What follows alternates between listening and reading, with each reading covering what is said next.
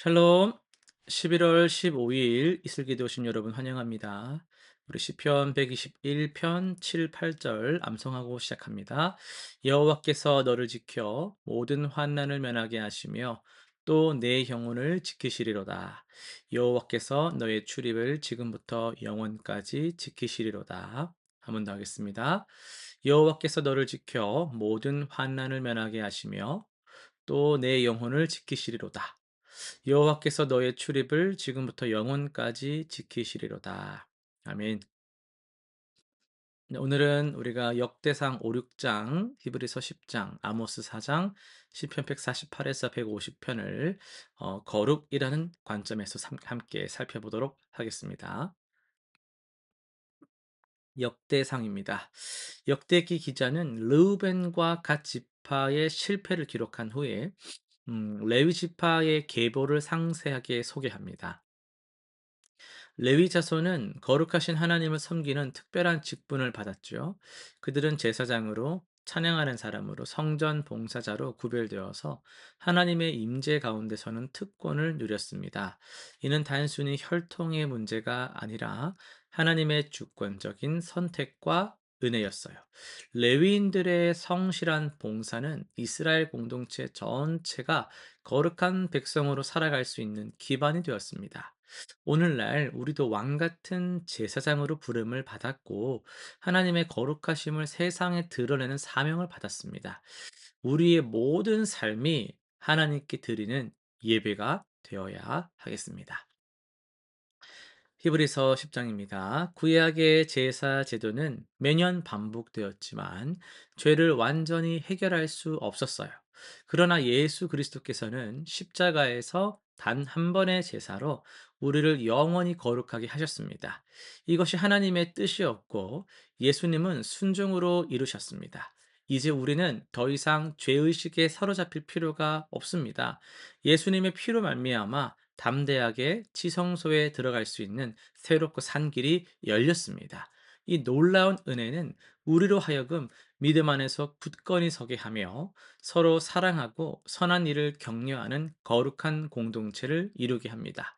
거룩은 우리 노력의 결과가 아니라 그리스도 안에서 이미 주어진 신분이며 동시에 날마다 살아내야 할 삶의 방식입니다. 시편입니다. 시편의 대미를 장식하는 이 찬양 시편들은 온 우주가 창조주 하나님을 찬양하도록 초청하고 있습니다. 해와 달과 별들, 용과 바다, 산과 언덕, 나무와 짐승, 왕과 백성, 남녀노소 모두가 여호와의 이름을 찬양해야 합니다. 그 이유는 오직 하나님만이 거룩하시고 영광스러우시며 그분의 위엄이 땅과 하늘 위에 뛰어나시기 때문이에요. 특별히 하나님은 당신의 백성 이스라엘을 가까이 하셨고 그들을 거룩한 백성으로 삼으셨어요. 이 은혜를 경험한 자들은 성소에서 그리고 모든 삶의 자리에서 살아있는 순간 숨 쉬는 모든 것으로 하나님을 찬양합니다. 찬양은 거룩한 백성의 가장 지극히 당연한 자연스러운 반응이면서 우리 삶의 궁극적 목적이기도 합니다. 오늘은 아모스 4장을 통해서 하나님이 원하시는 거룩이란 제목으로 말씀을 전하겠습니다. 아모스 시대의 북이스라엘은 경제적으로는 좀 잘 살았고 종교적으로도 열심이었어요. 베델과 길갈 성소에는 제물을 드리는 사람들로 붐볐고 11조를 바치고 감사제를 드리는 일이 끊이지를 않았습니다. 그러니까 겉으로 보기에 이스라엘은 매우 경건한 나라처럼 보였을 거예요.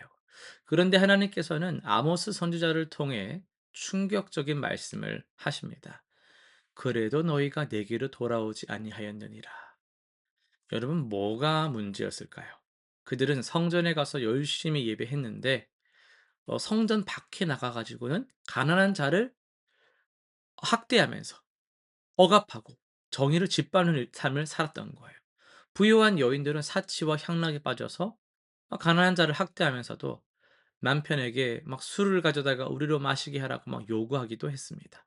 그들은 그러니까 예배라는 것은 드렸긴 한데 삶이 바뀌지를 않았다라는 것이죠. 그 종교적인 활동, 의식은 열심히 막 하는데 하나님의 마음은 전혀 관심이 없었다라는 겁니다. 하나님은 이런 이스라엘을 깨우시기 위해서 여러 가지 징계를 보내셨어요. 기근도 보내시고 가뭄도 일으키시고 곡식을 병들게도 하고 전염병을 보내기도 하셨습니다.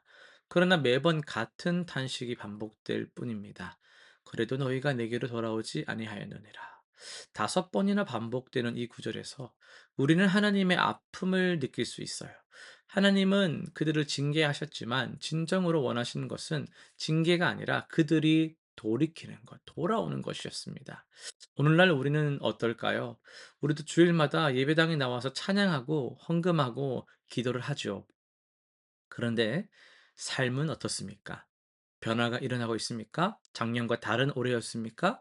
지난달과 다른 이번 달이었습니까? 지난주와는 다른 이번 주였습니까? 우리는 예배당 안에서는 그럴싸한 모습이지만 밖에서는 세상 사람들과 다를 바 없이 생각하고 행동하고 살고 있지는 않느냐라는 겁니다. 직장에서 정직하지 못하고 가정에서 사랑하지 못하고 이웃에게 무관심하면서도 주일에 와서 막 은혜만 구하면 그게 괜찮다라고 우리가 생각해도 되겠냐라는 것이죠. 하나님께서 원하시는 거룩은 그런 것이 아닙니다. 진정한 거룩은 예배당 안에서만 적용되는 것이 아니라 밖에서도 삶 전체에서 드러나야만 하는 것입니다. 거룩하신 하나님을 예배한다면 우리의 삶도 거룩해지는 것이 마땅합니다. 거룩한 하나님께서 정의와 공의를 사랑하신다면 우리도 정의롭고 공의롭게 사는 것이 내가 사랑하는 하나님에 대한 표현입니다. 아모스는 이스라엘이 좋아하는 예배를 아주 신랄하게 비판합니다. 너희는 베델에 가서 범죄하며 길갈에 가서 죄를 더하라. 예배가 어떻게 범죄가 될 수 있습니까? 삶의 예배가 없이 드리는 예배, 회개가 빠져버린 예배, 순종 없이 드리는 예배는 하나님을 기쁘시게 하기는커녕 오히려 하나님을 모독하는 행위가 될 뿐입니다. 하나님에게 관심이 없이 하나님이란 소리만 던지기 때문이죠. 형식적인 종교 활동으로 양심을 속이고 변화를 거부하는 것은 하나님께 대한 심각한 죄입니다. 그렇다면 하나님께서 진정으로 원하시는 것은 무엇입니까? 다른 선지자의 말씀을 빌려오면요. 어, 오직 정의를 물같이 공의를 마르지 않는 강같이 흐르게 하라. 입니다. 하나님은 우리의 찬양과 헌금보다 먼저 우리의 변화된 삶을 보기를 원하세요. 약한 자를 돌보고 정직을 이루며 공의를 실천하고 겸손하게 하나님의 뜻을 구하며 동행하는 것. 여러분 이것이 진정한 거룩입니다. 본문은 마지막에 엄숙한 경고로 끝맺음을 합니다. 이스라엘아 내가 내게 만나기를 준비해라. 우리는 언젠가 하나님 앞에 서게 됩니다. 내가 원튼 않든 하나님 앞에 서는 날이 옵니다. 그날 하나님께서 물으실 것은 "야 너 몇 살 때부터 예수 믿었어? 야 너 헌금 이렇게 많이 했어? 얼마나 했어? 예배 몇 번이나 드렸어?"가 아닙니다. 그런 거 하나도 묻지 않으세요. 단 하나 "네가 어떻게 살았느냐."입니다. 하나님 중심 보시거든요. 지금 우리의 생각들, 삶들 다 보시거든요. "너 어떻게 살았어?" 이거 보시는 거예요. 우리가 정말 은밀한 곳에서도 예배했는지, 정말 하나님을 사랑하는 삶을 살아냈는지, 이웃을 사랑하며 눈물 흘리며 우리가 붙들었는지, 진리 안에서 살아냈는지를 물으신다라는 겁니다. 여러분 지금이라도 늦지 않았습니다. 그래도 너희가 내게로 돌아오지 아니하였느니라란 탄식이 그들이 마침내 내게로 돌아왔도다란 기쁨의 노래로 바뀔 수 있습니다. 하나님은요 지금 이 순간에도 이걸 듣고 있는 여러분을 향하여서 사랑으로 말씀하시는 거예요. 진심으로 우리가 돌이켜 예배자의 삶을 살아내기를 하나님 기뻐하십니다. 형식적인 신앙이 우리 안에 있다면 내려놓고 진정으로 변화된 삶으로 하나님을 예배하시길 바랍니다. 그것이 거룩하신 하나님께서 기뻐하시는 참된 거룩입니다. 실천사항 세 가지 정리하겠습니다. 첫 번째는요. 예배와 삶의 일치를 점검해 보세요. 주일 예배의 그런 고백과 평행의 삶의 모습이 다르지 않은지를 솔직히 돌아보면서 회개가 필요하다면 회개를 통해서 변화를 시작하시길 바랍니다. 두 번째, 정의와 공의를 실천합시다. 주변에 약하고 소외된 이웃, 내 관심과 도움, 섬김이 필요한 이웃에게 관심을 갖고 직장, 가정, 여러 군데에서 정직과 공의를 실천하면서 불의를 보고 방관하거나 침묵하지 않는 그런 책임 있는 그리스도인 되시기를 바랍니다. 세 번째, 하나님과의 만남을 날마다 준비하십시오. 나를 계수하는 지혜를 가르쳐 달라고 기도합시다. 형식적인 신앙생활에서 벗어나서 진심으로 하나님을 사랑하고 그분의 뜻에 순종하는 삶을 살아가시기를 바랍니다. 기도하고 마치겠습니다. 거룩하신 하나님, 형식적인 신앙으로 주님을 가까이 한 줄 알면서도 멀리했던, 나와왔지만 마음은 떨어져 있었던 시간들을 회개합니다.